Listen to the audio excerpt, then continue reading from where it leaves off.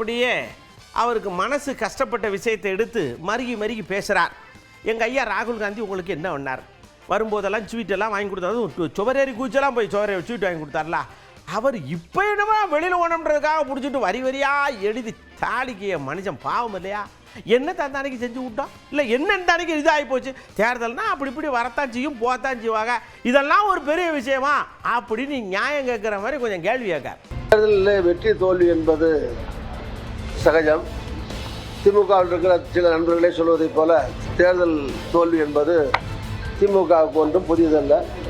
அவர்களே ஒத்துக்கொள்கிறார்கள். நாங்கள் பல முறை தோற்றிருக்கிறோம், மீண்டும் வந்திருக்கிறோம் என்றெல்லாம் சொல்லுகிறார்கள்.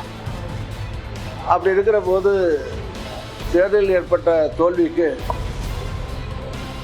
அதிலிருந்து மீண்டும் சுயபரிசோதனை செய்து எழுந்து வர வேண்டுமே தவிர கூட்டணியாக இருந்த இன்னொரு கட்சியை தொடர்ந்து தாக்குவதும் அதனுடைய தலைவராக இருக்கக்கூடிய எதிர்கால பிரதமராக வர இருக்கிற நாடாளுமன்ற எதிர்க்கட்சி தலைவராக இருக்கக்கூடிய திரு ராகுல் காந்தி அவர்களை தனிப்பட்ட முறையிலே கொச்சையாகவும் பச்சையாகவும் அவர்கள் இஷ்டம் போல பத்திரிகைகள் எழுதுவதும் தரக்குறைவாக கண்டபடி கண்டவர்களெல்லாம் விமர்சிப்பதும்